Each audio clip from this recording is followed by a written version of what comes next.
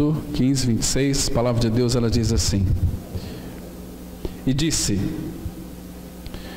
se ouvires atento a voz do Senhor teu Deus, e fizeres o que é reto diante dos seus olhos, e deres ouvido aos seus mandamentos, e guardares todos os seus estatutos, nenhuma enfermidade virá sobre ti, das que enviei sobre os egípcios, pois eu sou o Senhor que te sara. Nosso Pai, nessa noite mais uma vez nós louvamos e engrandecemos o Teu nome por tudo aquilo que o Senhor tem nos proporcionado, Pai, na pessoa de Cristo. Ele é a fonte de toda a nossa riqueza. Nele nós estamos seguros, porque Ele nos dá a segurança da salvação. Pai Santo, obrigado, porque o Teu Filho foi revelado em nós, Ele vive em nós, Ele está sendo formado em nós pelo trabalho da cruz. Pai, que nessa noite os nossos olhos, ó Pai, sejam desvendados e Cristo venha a ser acrescentado, Pai, mais um pouquinho em nossas vidas. Precisamos tanto conhecê-lo para viver por meio dele, para alimentar dele. Pai, nós te louvamos porque Tu nos abriste os olhos e nos fizeste conhecer esta verdade plena da nossa libertação que há na pessoa de Cristo. Obrigado porque fomos incluídos em Sua morte e em Sua ressurreição, e ali nós fomos plenamente sarados. Pai, fala conosco, nos dê alegria no proclamar da verdade, nos dê alegria no receber da Tua palavra. Abra os nossos ouvidos, ministra os corações. Repreende, Pai, todo espírito contrário ao Teu conhecimento. Pai justo, nós entregamos esse tempo nas Tuas mãos, para que Tu venhas, ó Pai, silenciar e aquietar o nosso coração, para que possamos então compreender a verdade da Tua palavra. Em nome do Senhor Jesus nós oramos. Amém. Amados, nós temos aqui uma informação tão preciosa. Claro que no Antigo Testamento, aqui estava já vendo toda aquela construção.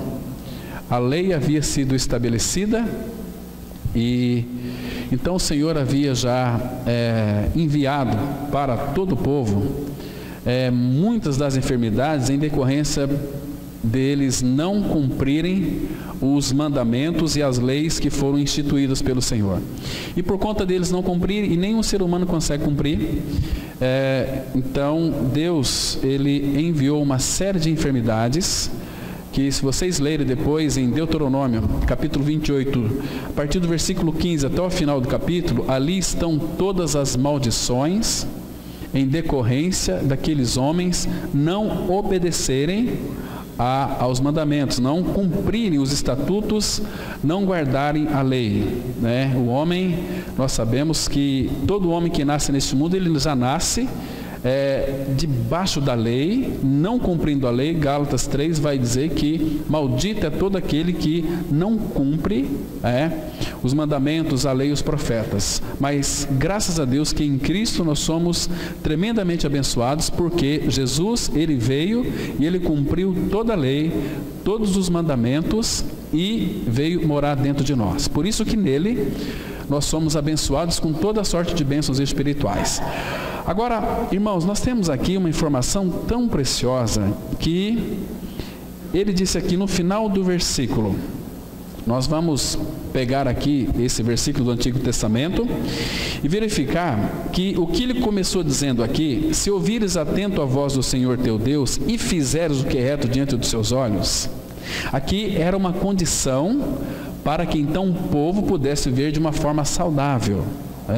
Mas eles não cumpriram e também não guardaram os seus estatutos. Se eles guardassem os mandamentos e cumprissem os estatutos, guardassem os estatutos e dessem ouvidos aos mandamentos, certamente nenhuma das enfermidades viriam àquele povo. Mas, de fato, eles transgrediram. Como qualquer ser humano na face da terra não consegue cumprir nenhum mandamento da palavra de Deus. Nós só podemos viver o cristianismo pela pessoa de Cristo. Não existe outra possibilidade, se Ele não, então, vier habitar dentro do nosso interior. Mas aqui, no finalzinho, irmãos, nós vamos fazer uma conexão muito abrangente do Novo Testamento com o Antigo Testamento para verificarmos que, hoje em Cristo Jesus, uma vez que Ele já cumpriu os mandamentos, guardou todos os estatutos, Ele cumpriu à risca a lei de Deus, Ele cumpriu até mesmo um jota, um tio, Ele cumpriu absolutamente tudo da lei. Então, Ele é quem teria que ser abençoado. Mas foi para a cruz, morreu, ressuscitou e veio habitar em nós, porque nos incluiu na sua morte, na sua ressurreição, sendo Ele nossa vida. Então, em Cristo nós somos abençoados, porque temos uma pessoa que as bênçãos nós não precisamos correr atrás delas. Tendo a vida de Cristo, as bênçãos correrão atrás de nós, porque Ele é o abençoador. Cristo que habita em nós. Mas neste mundo nós vamos ficar enfermos. Nós fomos libertados do pecado. Agora, em consequência da queda, nós vamos ter muitas doenças, uma série de enfermidades. Essa semana nós conversamos com algumas pessoas. Semana passada com uma pessoa que essa semana ela já não pertence mais a este mundo, que já faleceu, mas em decorrência de um câncer. Mas um filho de Deus pode ter câncer também, em decorrência do pecado. Mas, irmãos, temos aqui uma notícia preciosa, porque eu sou o Senhor que te sara. Que te sara. Nós vivemos, irmãos, dentro de uma sociedade enferma, dentro de uma sociedade doente, e a palavra vai dizer que esta enfermidade contaminou o homem na sua totalidade, que é desde a sola do pé até o alto da cabeça. Não há no homem nenhuma coisa sã, Por essência, o homem está totalmente apodrecido, está a cada dia que passa se decompondo, Então, o que é interessante que a gente vê a luta, dos nossos cientistas. Eles estão, de alguma maneira, descobrindo curas para diversas doenças, Tivemos agora, recentemente, não muito tempo atrás, a cura do câncer por uma pílula, Mas o Ministério da Saúde e outros meios adentraram para que, então, este remédio não fosse vendido, porque não é bom que um remédio tão barato possa curar todos, É interessante que eles fiquem doentes e dependem dos medicamentos, que são aí passados, para toda essa sociedade enferma. Barbitúricos, são uma série de medicamentos, Mas o que é maravilhoso, meus irmãos, é saber que nós temos um Deus que é Pai, e esse Deus e Pai, Ele nos sara.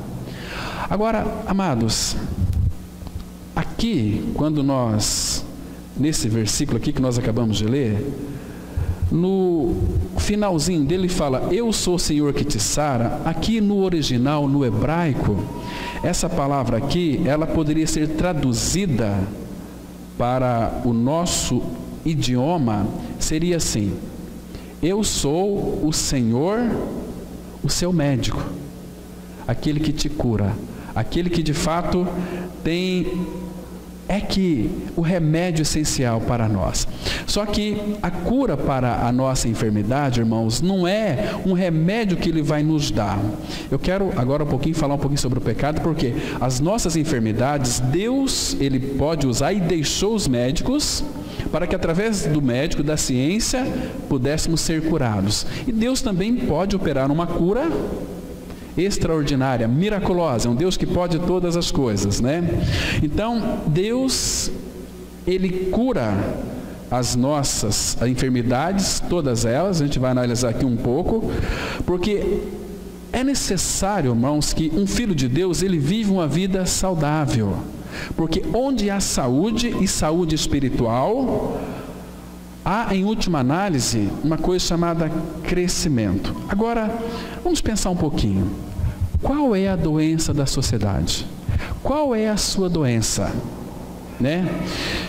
E naquilo que concerne ao pecado, o nosso Senhor, Ele não vai providenciar uma cura para nós. Quando fala aqui, presta atenção naquele versículo, eu sou o Senhor que te sara. Ele não vai dar para nós um medicamento. Ele mesmo é a nossa cura. Então, para a nossa doença, o que nós precisamos não é de remédio. Precisamos é do próprio Senhor. E a cura que Ele operou em nós, ela é tão maravilhosa, porque Ele não fala assim, vou te dar um remédio que vai te curar. Eu vou ser a tua cura. A cura do nosso maior problema, que é nós mesmos. Ele vem nos libertar de nós. Porque a nossa grande doença é nós mesmos. É o nosso problema, é um nosso problema chamado pecado, com que todos nós nascemos com ele.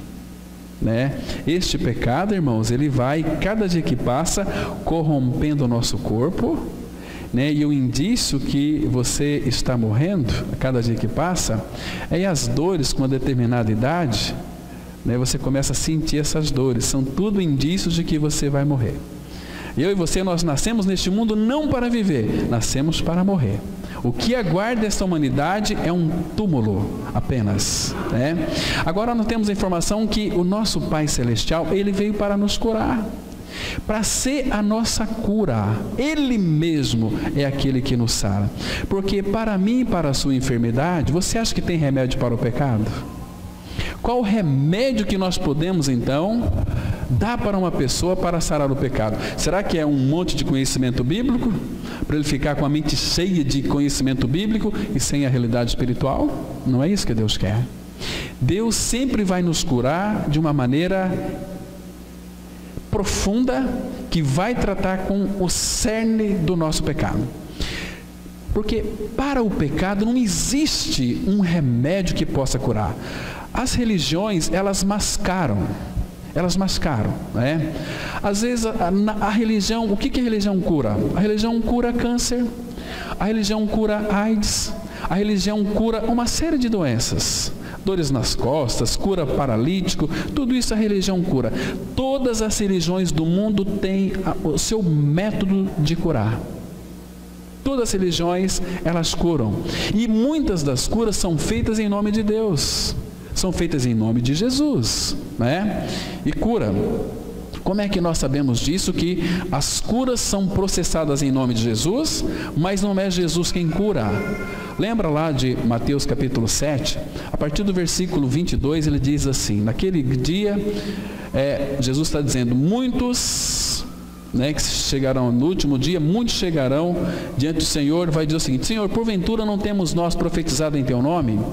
E em Teu nome não expelimos demônios? Em Teu nome não fizemos muitos milagres? Fizeram em nome de Jesus, mas não foi Jesus quem curou. Aí Jesus vai dizer o seguinte, olha, eu nunca conheci vocês, a parte de mim vocês que praticaram a iniquidade, vocês nunca me quiseram, vocês nunca quiseram que eu os curasse vocês, então apartai-vos de mim vós que praticais a iniquidade. E claro que aquele povo vai ser lançado na perdição eterna.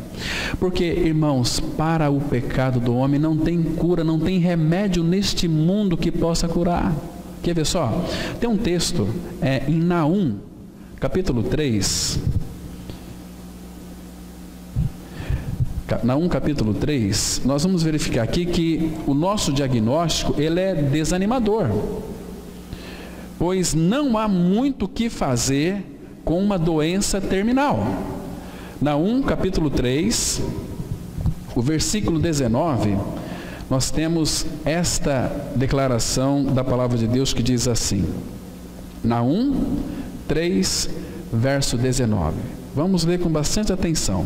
Olha como é que diz esse versículo. Ele diz assim, olha, não há remédio para a tua ferida. A tua chaga é incurável. Todos os que ouvirem a tua fama baterão palmas sobre ti, porque sobre quem não passou continuamente a tua maldade? Irmãos, aqui tem dois detalhes importantes. Essa maldade aqui está falando do pecado personificado que foi colocado dentro de nós quando Adão pecou. Assim como por o homem entrou o pecado no mundo, pelo pecado a morte passou a todos os homens, por isso é que todos pecaram. Então aqui temos a informação de que no final aqui diz assim: porque sobre quem não passou continuamente a tua maldade?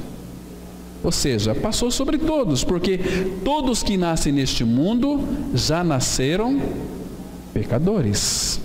Então, essa maldade do coração do homem, aquele veneno da serpente que foi inoculado no homem, passou e passa continuamente. Sobre quem não passou? Eu creio que a palavra mesmo vai responder: pois todos pecaram e carecem da glória de Deus. Mas aqui no versículo, no início do versículo, diz o seguinte: não há remédio para a tua ferida, a tua chaga é incurável. Então, de onde veio todo este mal incurável na humanidade toda? De onde que veio todo este mal? A queda dos nossos primeiros pais, Adão e Eva, ela introduziu a enfermidade e a morte na experiência humana. Uma coisa você pode ter certeza, que você vai morrer. É muito interessante. Mas, queridos, a raiz de toda essa enfermidade aqui é realmente o pecado que entrou no mundo por meio de Adão. Esta chaga que não tem remédio para ela, né? Às vezes a gente somos surpreendidos com alguma pessoa que vem dizer para a gente: olha, pastor Cláudio, nós estamos atendendo uma pessoa que está com câncer agora, né? E segundo algumas informações não tem mais jeito, não tem mais cura para ela, né? Nós sabemos que Deus pode curá-la, mas eu fico pensando que se no nosso meio aqui, eu creio que todos aqui têm uma tendência muito grande a desenvolver um câncer, né? De repente uma dorzinha acontece em você, vai fazer um diagnóstico: olha, meu amigo, você está com câncer, e o câncer é maligno, e agora? O que fazer? O desespero já entra em ação. Nós somos acometidos de uma enfermidade também, porque quando alguém lhe passa uma notícia de uma enfermidade terrível, você vai ter outra enfermidade, você vai se abater, porque câncer, você sabe que você pode, pelo tratamento, sair dessa, ou então descer para a sepultura com o teu câncer. Qualquer pessoa pode desenvolver um câncer, né?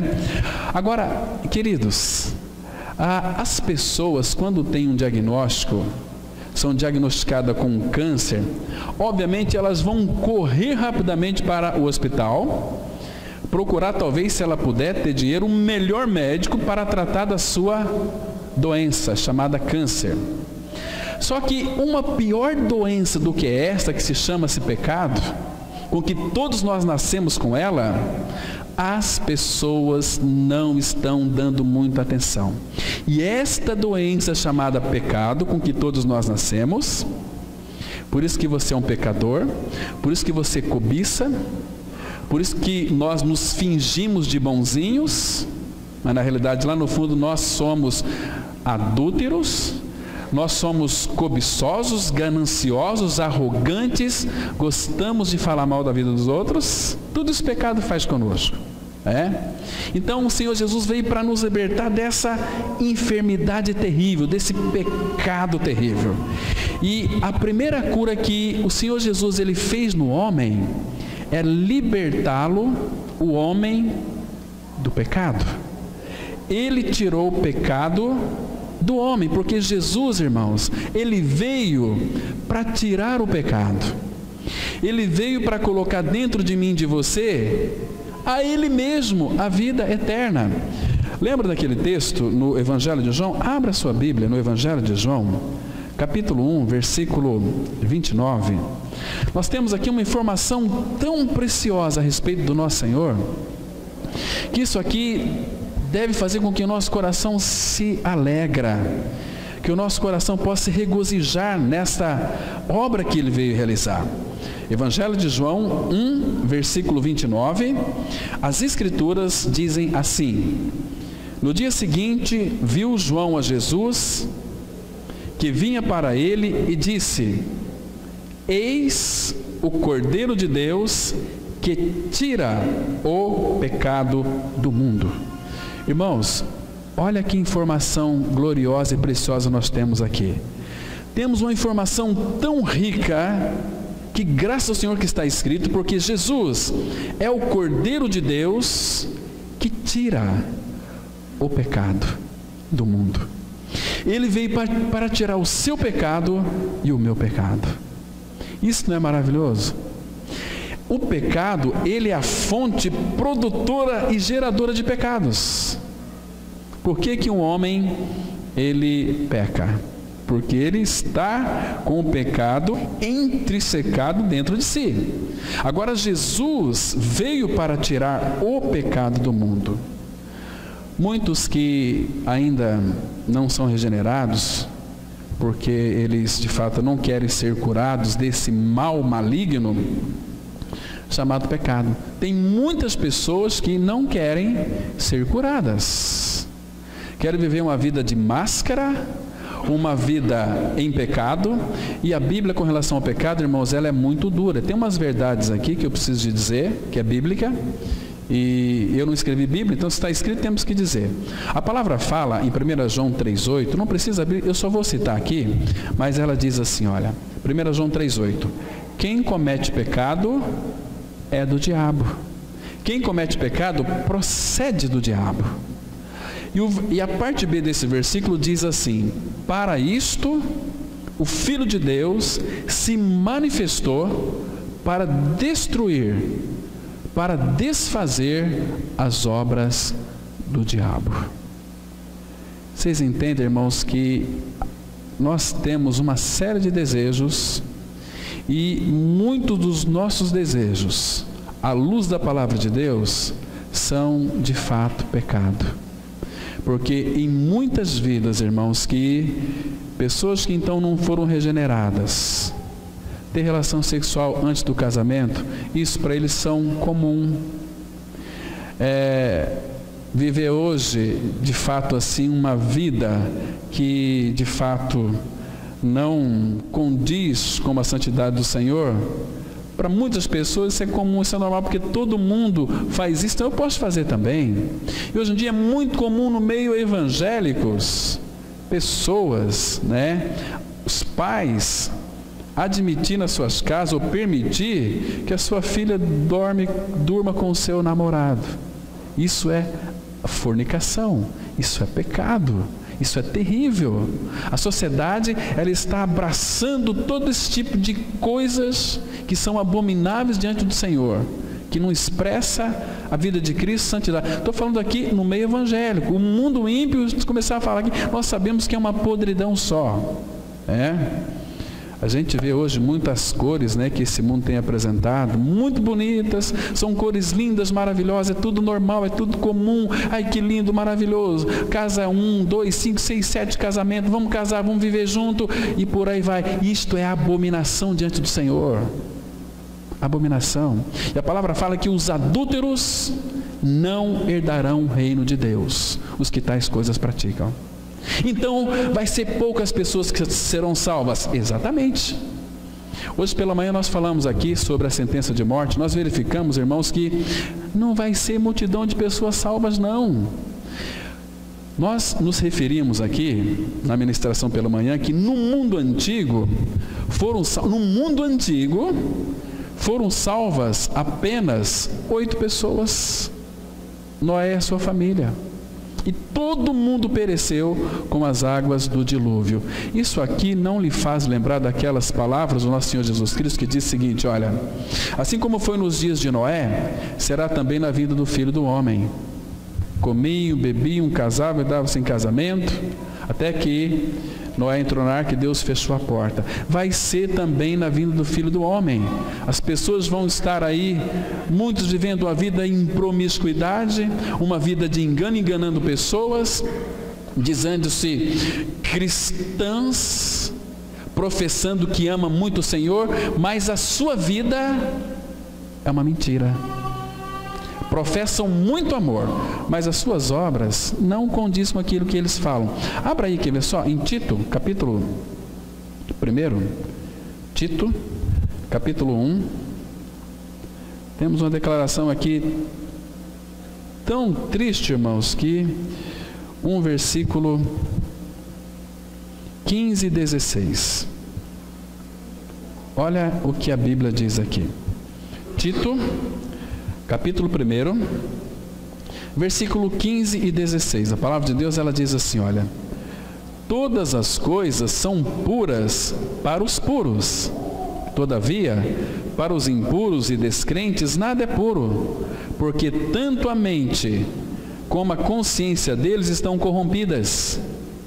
No tocante a Deus, professam conhecê-lo, entretanto, o negam por suas obras. É por isso que são abomináveis, desobedientes e reprovados para toda boa obra. Estão vendo aqui? Que no tocante a Deus professa conhecê-lo. Nós conhecemos a verdade, mas por outro lado, irmãos, os negam com a sua vida. As suas obras não condizem com aquilo que eles professam ser. Queridos, você realmente quer ir para a sepultura e passar a eternidade no inferno, na perdição eterna? Esse é o desejo do seu coração?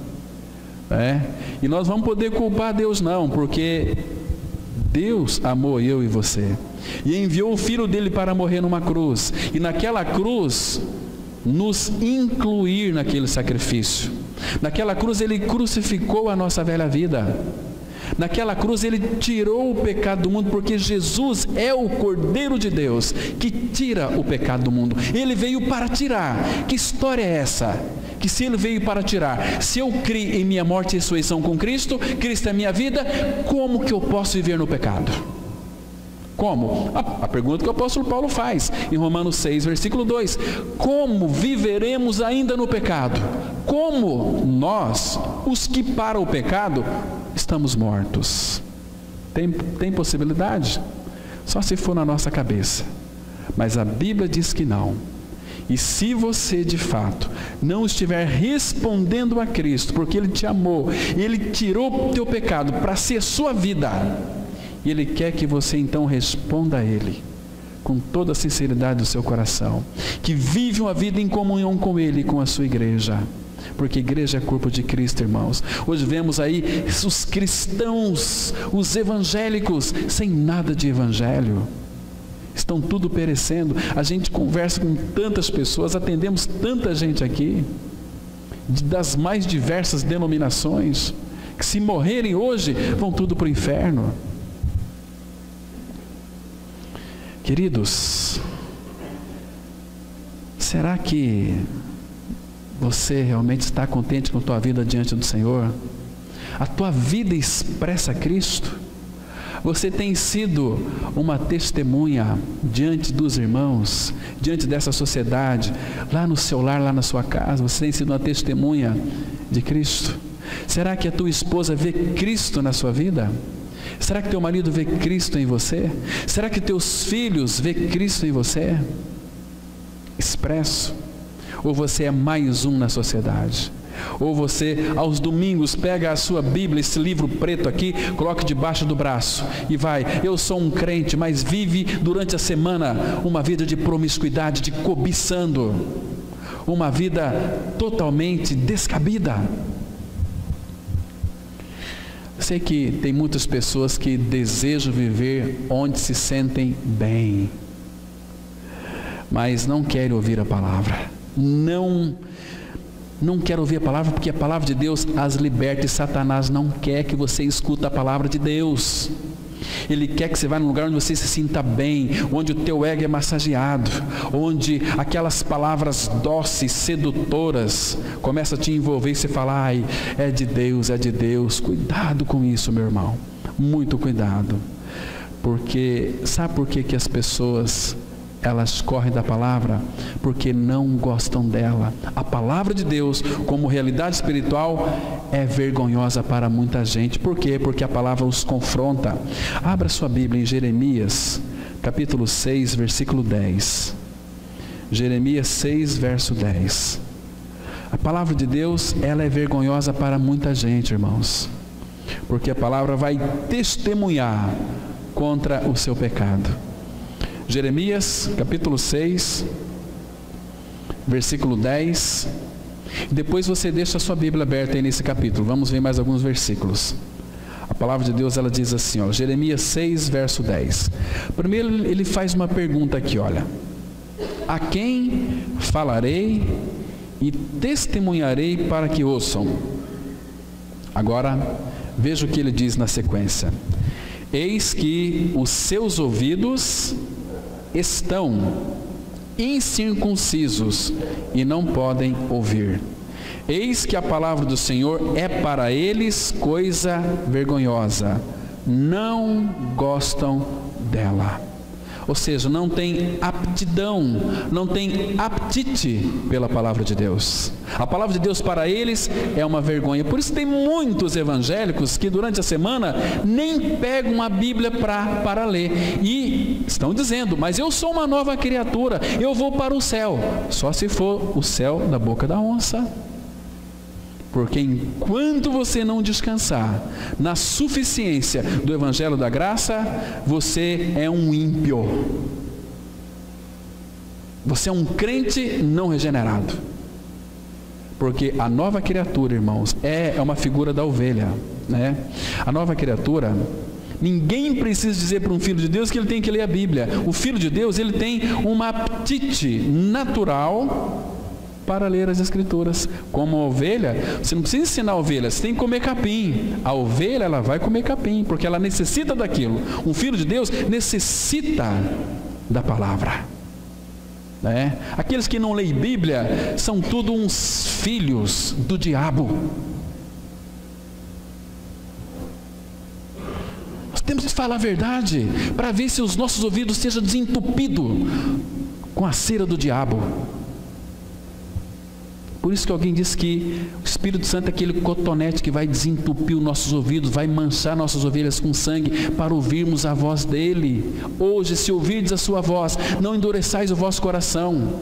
Eu estou esperando que Deus fale comigo. Leia a Bíblia é o falar de Deus. Ou você espera que Deus vai mandar uma pessoa que vai dizer, olha, Deus mandou te dizer isso aqui para você. Cuidado com isso.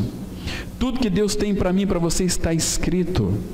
Eu sei que as religiões curam. Muitos ficam aí usando de falsidade, curando a ferida do povo de uma forma superficial. Não vai lá no carnegão. Olha aí um pouquinho para baixo, os versículos 13.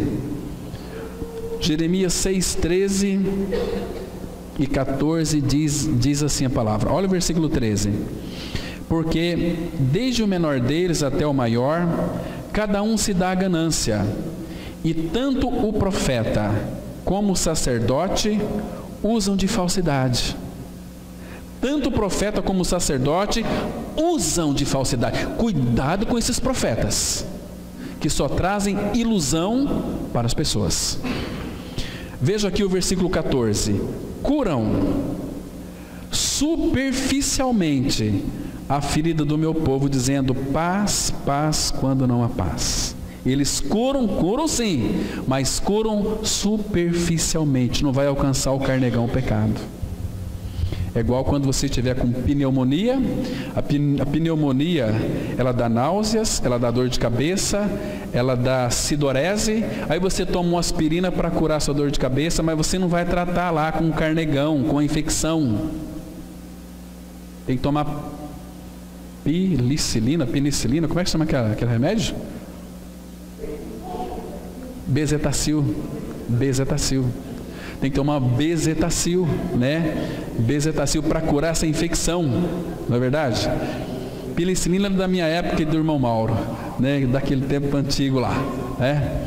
Mas bezetacil que cura, mas a pessoa toma uma aspirina, isso é curar superficial. Então, Jesus Cristo, ele identifica o pecado, mas Jesus não cura superficialmente. Jesus não veio curar câncer, Jesus não veio curar AIDS, não veio curar paralisia, embora é uma consequência do Evangelho da Graça, mas ele veio para morrer numa cruz, para tirar o seu e o meu pecado. Ele veio lá na doença, é isso aqui, essa coisa está te apodrecendo, essa coisa que está te matando, levando você para o inferno, mas Jesus é o Cordeiro de Deus que tira o pecado do mundo. E como é que Ele fez isso? Como é que Ele tirou o nosso pecado? Como é que, se o nosso pecado não tem cura, como é que Ele tirou? Ele morreu numa cruz, mas naquela cruz Ele carregou o meu e o seu pecado. Abra sua Bíblia em 1 Pedro, capítulo 2, versículo 24. Agora, o que é a cura de Deus para o pecado, irmãos? O que é a cura de Deus? Eu diria que a cura de Deus para o pecado é o próprio Deus. Ele que é a cura. Pecado é destronar Deus da alma, enquanto que santidade é entronizá-lo. E 1 Pedro, capítulo 2, versículo 24... olha o que as Escrituras dizem. Elas dizem assim, 1 Pedro 2, verso 24. Vamos ler com muita atenção esse texto que diz assim, olha: carregando Ele mesmo. Foi Jesus quem carregou, é Ele mesmo. Oh, meu irmão, que delícia! Então, a cura para a minha doença é Ele. Eu não preciso de remédio, eu preciso dEle. Carregando Ele mesmo em seu corpo, sobre o madeiro, sobre a cruz, os nossos pecados, para que nós, mortos para os pecados, vivamos para a justiça, por suas chagas fostes sarados. Oh, obra bendita da cruz, irmãos. Esse é o Deus que nos sara. Aí Ele não vai impor a mão sobre você e te curar. Ele vem ser a sua cura, porque você precisa dEle, precisa dEle. Então, carregando Ele mesmo, foi o próprio Senhor quem realizou isto, sobre a cruz, o meu e o seu pecado. Porque o pecado, nós já lemos aqui, que não há remédio para a nossa enfermidade, não há cura para as nossas chagas. Então, se não há cura, temos que morrer. E foi exatamente isso que Cristo veio fazer. Ele carregou Ele mesmo o meu e o seu pecado no seu corpo na cruz, para que eu e você, mortos para os pecados. Se você está morto para o pecado, irmãos, como que o pecado pode ter domínio sobre a sua vida? Romanos 6,14 vai dizer o seguinte, olha: porque o pecado não terá domínio sobre vós, porque não está debaixo da lei, está debaixo da graça. Ele é que veio tirar o pecado de nós. Agora eu fico tão triste quando eu vejo muita gente lutando contra o pecado. O pecado não se luta, o pecado se morre. Morreu, acabou. Então, se não há remédio, você precisa morrer. Aliás, a única maneira, irmãos, guarde bem isso, de sermos sarados, é eu e você morrendo para esta maldade chamada pecado. Abra aí no Salmo 103, versículo 3. Temos outra declaração aqui tão preciosa que fala desta obra consumada do Calvário, que é Ele mesmo quem faz. Hoje, depois da escola dominical, eu, um querido irmão, fomos ali na salinha e ficamos conversando até 1h da tarde sobre o Evangelho da Graça, sobre aquilo que Ele é, aquilo que Ele fez. Que Cristo nos atraiu no seu corpo, que Cristo crucificou a nossa velha vida, que fomos sepultados com Cristo, mas juntamente com Cristo fomos ressuscitados, e Cristo é a nossa vida. E passamos tempo ali, eu e ele, estudando a palavra. Tão bom estudar, a hora passa tão rápido, E agora aqui no Salmo 103, versículo 3, olha o que a Bíblia diz, irmãos. Ele, irmãos, não é outra pessoa. É Ele é quem perdoa todas. Queridos, eu não sei o que você cometeu lá no seu passado. Se você matou, se você roubou, se você adulterou, se você foi um drogado, se não foi, se você foi um ladrão, foi um homicida, foi uma prostituta, não sei o que você foi. Mas aqui nós temos a informação que Ele é quem perdoa todas as tuas iniquidades. Ele não só perdoa todas as tuas iniquidades, mas Ele é quem sara todas as tuas enfermidades. Ele perdoa todas e sara todas. É uma cura que vem de dentro para fora. Agora, como é que Ele perdoa a nossa maldade? Como é que Ele perdoa o nosso pecado? Maldade, pecado e iniquidade é a mesma coisa. Agora você tem que abrir em Isaías 22, verso 14. Texto que nós conhecemos. né? Que diz assim, Isaías, capítulo 22, apenas o versículo 14. Vai mostrar dentro desse texto aqui como é que ele perdoa, como é que ele cura, como é que ele sara, né? Diz assim a palavra, olha, mas o Senhor dos Exércitos se declara aos meus ouvidos dizendo, olha que palavra que aparece aqui, irmãos, que certeza linda, certamente esta maldade ou este pecado não será perdoado ou perdoada até que morrais, diz o Senhor dos Exércitos. O meu e o seu pecado não é você pedindo perdão para Deus dos seus pecados.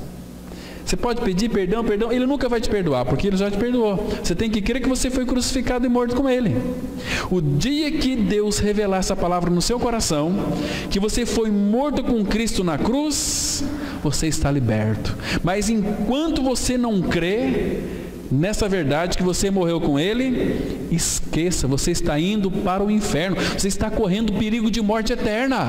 Acorda, gente, abra seus ouvidos.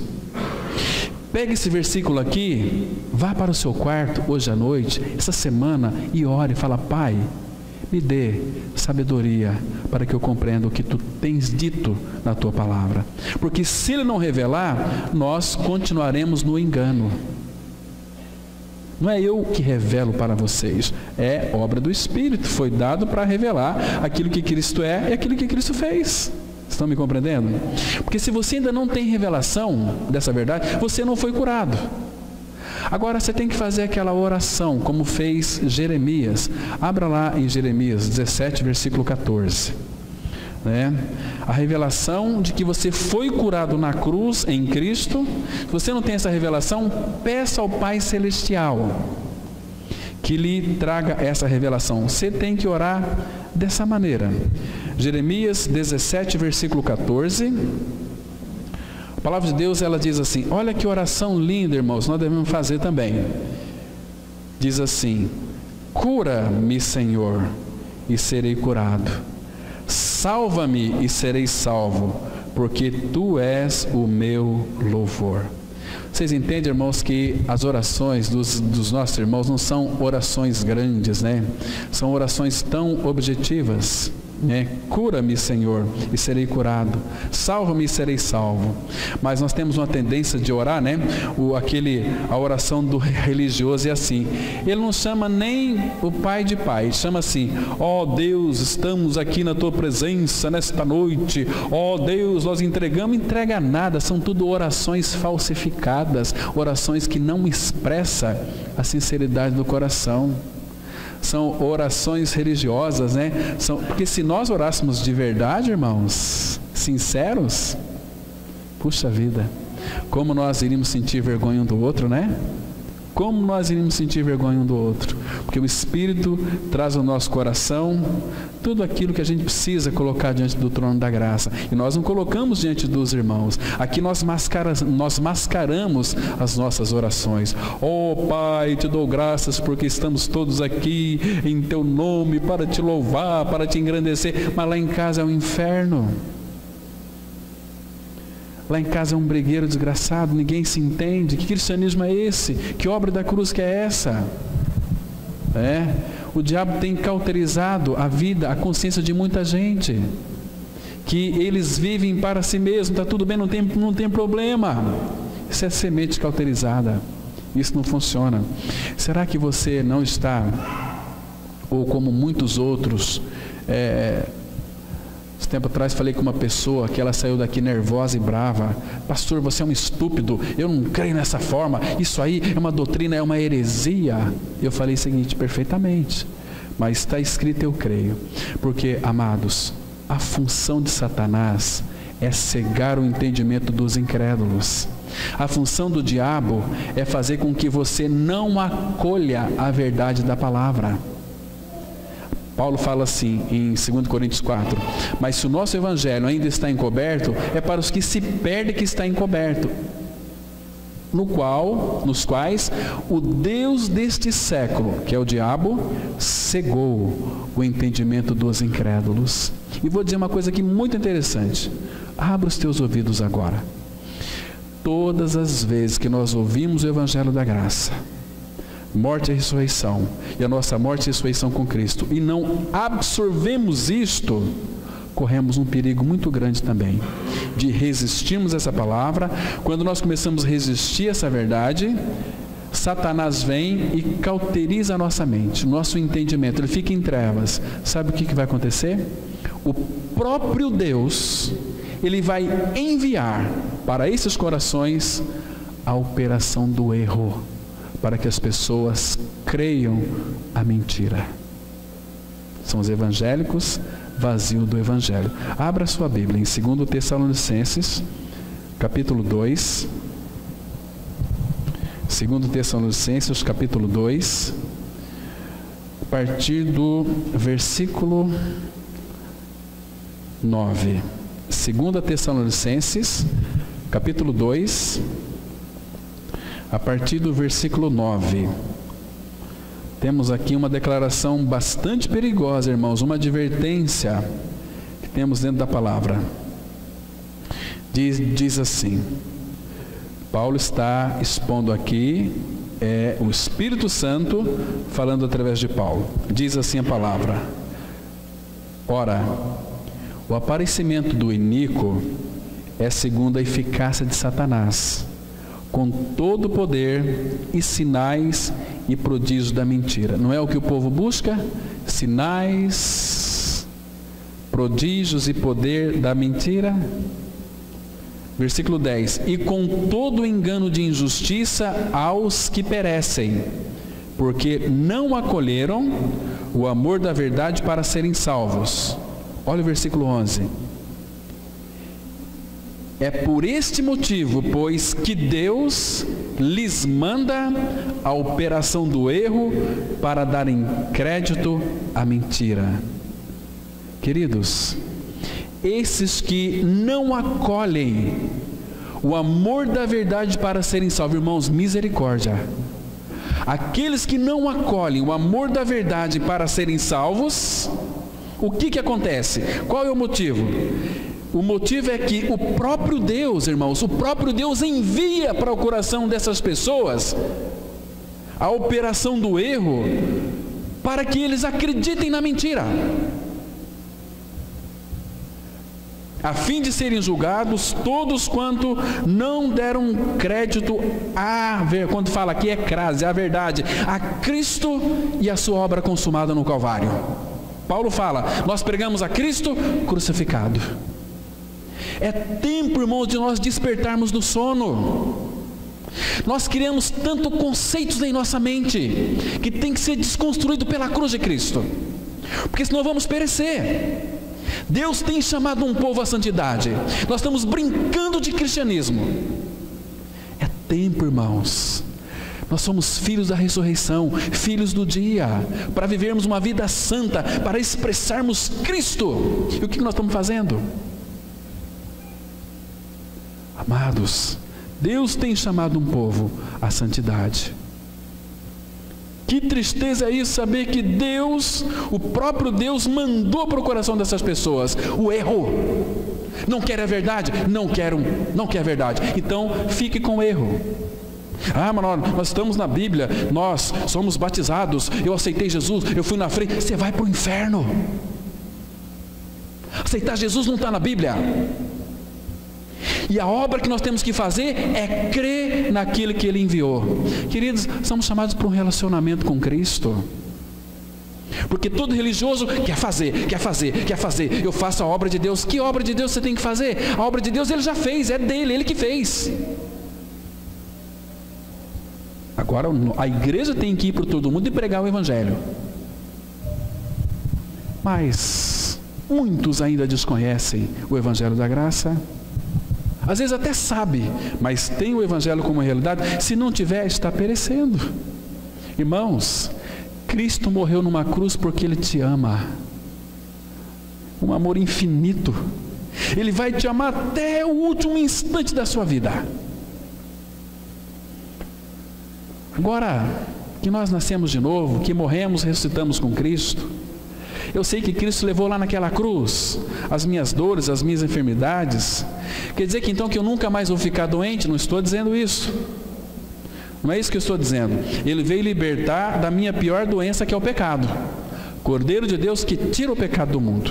É o Deus que me sara. Mas por causa da consequência da queda, nós podemos ficar doentes. E essas doenças que às vezes nos acometem, que nos levam muitas vezes a óbito, irmãos, não tema mais a morte. A obra da cruz te libertou do pecado, da morte, da lei, de tudo. Jesus, ele não só venceu a morte na cruz, mas ele também destruiu aquele que tem o poder da morte, saber, o diabo. Você não tem mais que temer a morte. Você vive um princípio de vida, vida de ressurreição, vida de Cristo. Você não vai morrer mais. Vai morrer fisicamente, mas você já está morto e a tua vida está escondida com Cristo em Deus. Quando teu corpo, a tua alma separar do teu corpo vai para a sepultura. Onde é que você está? Porque morrestes e a vossa vida está escondida com Cristo em Deus. Se alguém está em Cristo, é nova criatura. Se alguém está na palavra da cruz, vai para o inferno. É em Cristo o nosso lugar. Eu pertenço à igreja batista, vai para o inferno. Eu pertenço à igreja assembleia, vai para o inferno. Eu pertenço à igreja sei lá o que, tem mais religião. Religião são conceitos que homens não entendem a palavra, não tem revelação da palavra, e começa a criar religião, e começa a criar competição. Cadê o cristianismo santo, de amor, de graça, de misericórdia? É tempo de nós despertarmos do sono, irmãos. E cada dia que passa, você está se aproximando do dia da sua partida deste mundo. E se Deus te chamar essa noite, você está preparado para encontrar com teu Deus? Você já creu em seu novo nascimento em Cristo? Você já creu na sua morte e ressurreição com Ele? Não brinque, irmãos, com a sua alma, ela é eterna. Qualquer instante você pode falecer. Quantas pessoas agora estão falecendo? Acidente de trânsitos, indo para lá, para cá, caminhão caindo, desgovernado, morrendo gente. E aí, cadê a vida de Cristo, irmãos? Esse tempo aqui na face da terra é um tempo de preparação. Temos um Deus que cura e cura verdadeiramente. Eu sei que depois que nascemos de novo, nós vamos ter muitas coisas para sermos curados. O medo é uma enfermidade da alma, mas Deus cura em Cristo todos os nossos temores. Você tem medo de quê? Quando você nasceu de novo, Deus não deu para você um espírito de covardia, de temor, mas um espírito de poder, de amor e de moderação. Mas eu ainda tenho medo. O que eu faço então com o meu medo? Abra sua Bíblia no Salmo 34, versículo 4. Porque, irmãos, o medo, ele é sempre uma derrota antecipada. Mas Jesus veio para curar os meus temores, veio para curar os seus temores. Salmos 34, versículo 4. A palavra, ela diz assim, olha, Salmo 34, versículo 4. Olha que lindo versículo, diz assim a palavra: busquei o Senhor e Ele me acolheu. Aleluia! Busquei o Senhor e Ele me acolheu.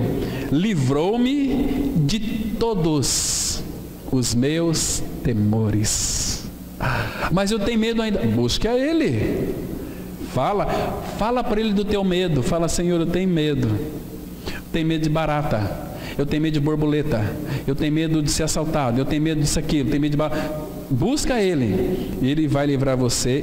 Primeiro Ele vai te acolher e vai te livrar de quantos temores?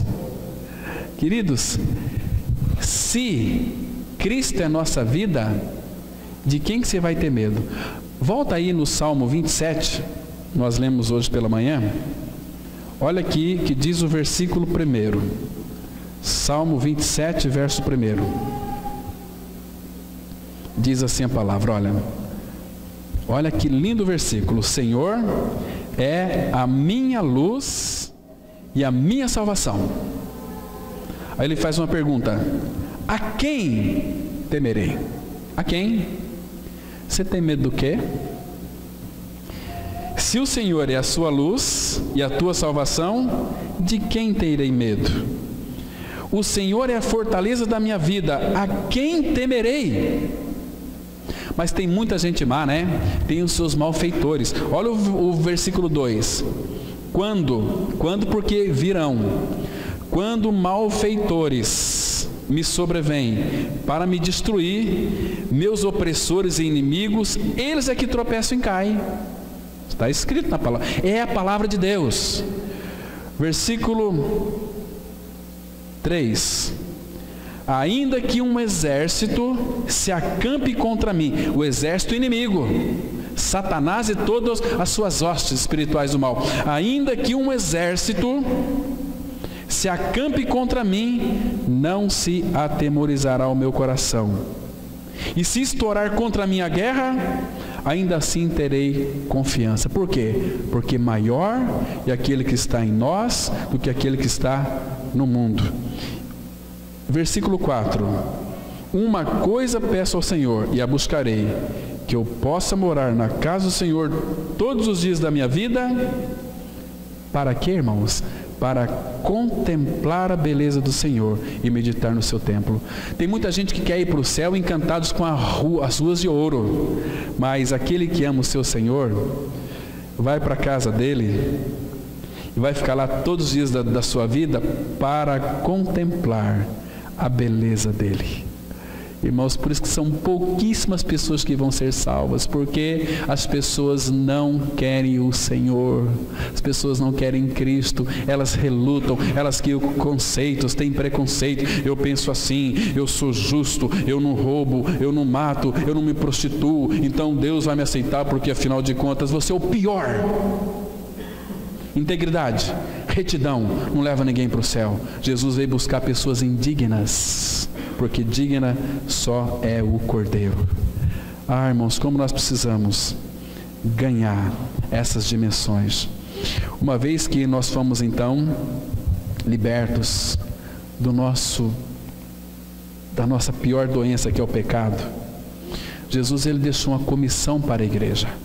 Claro que Deus hoje vai curar através da sua igreja. Eu sei que existem muitas pessoas que às vezes estão nos hospitais, enfermas, às vezes até na ânsia da morte, e às vezes a igreja ora e Deus cura. Deus cura, Deus tem poder para isso. Deus é o Deus de milagres, faz milagre a todo instante. Agora, Ele deixou essa incumbência para a igreja, para curar. A palavra fala assim que quando Jesus ressuscitou dentre os mortos, Ele disse para a igreja: ide por todo o mundo e pregar o evangelho a toda criatura. Quem crer e for batizado será salvo. Quem não crer já está condenado. Agora, abra lá em Marcos capítulo 16, os versos 17 e 18. Marcos 16, verso 17 e 18. Que o Senhor Jesus Cristo, após nos libertar na cruz, nos fazendo morrer nele e nos ressuscitar juntamente com ele, ele declarou a cura divina, diz que seria um sinal do compromisso divino com uma grande comissão daqueles que ficaram incumbidos de pregar o evangelho. Todo aquele que foi salvo pelo evangelho é um evangelista. E aqui, esse Deus que cura, esse Deus que sara, deixou para que a igreja então pudesse realizar esse tipo de curas. Diz assim, versos 17 e 18 de Marcos 16: estes sinais hão de acompanhar aqueles que creem. Creem, claro que é no evangelho, em Cristo e a sua cruz. Aí ele diz o seguinte: em meu nome expelarão demônios, falarão novas línguas, pegarão em serpentes, e se alguma coisa mortífera beberem, não lhes fará mal. Se impuserem as mãos sobre enfermos, a Bíblia está dizendo aqui que eles ficarão curados. E eu creio, já muitas vezes tive o privilégio de ser usado pelo Senhor para orar, impor as mãos e a pessoa ser curada. Mas ela queria cura, não queria Cristo. Vamos pregar o evangelho? Tem que ser outro dia, agora eu não posso. Mas quando estava enfermo, pastor Cláudio, vem lá, vamos orar, vou pregar o evangelho. Tem que pregar o evangelho primeiro. Aí vamos impor as mãos. E se ele quiser curar, porque é a vontade dele, não é nossa. Hoje, irmãos, o problema não está em não fazer curas. É devido às curas muitas vezes não acontecem hoje, sabe por quê? Porque há um povo que não crê que ele pode fazer. Lembra daquele jovem possesso que levaram para os discípulos não puderam curar, levou para Jesus. Jesus curou o jovem possesso e o interessante é que o pai disse o seguinte: olha, o meu filho está aqui possesso, o demônio joga ele no chão, leva para lá, leva para cá, dorme nos cemitérios. Eu levei para Jesus, eles não puderam, e disse para Jesus: Senhor, se tu podes alguma coisa. Aí Jesus falou o seguinte, olha, ele respondeu lá em Marcos 9, versículo 23, se podes, tudo é possível ao que crê. Ao que crê. Tudo é possível ao que crê. Tudo é possível, irmãos, isso é precioso. Então não vai pensar que você é nova criatura, que você não vai ficar enfermo, você vai ficar doente sim. Mas você vai ter um cuidado tão especial pelo Senhor. Além do Senhor abrir as portas, para que você então seja muito bem tratado.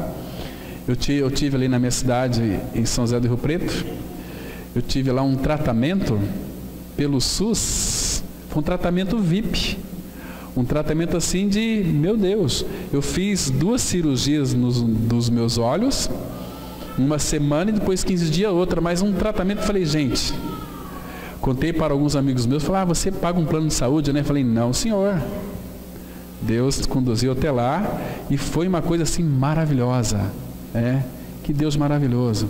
E algumas vezes eu tinha um problema no rim, fiquei hospitalizado, mas é tão bom, falei, puxa vida, que bom ficar aqui. Eu tive que tomar soro, porque tinha um cálculo renal, pedra no rim, e fui para o hospital.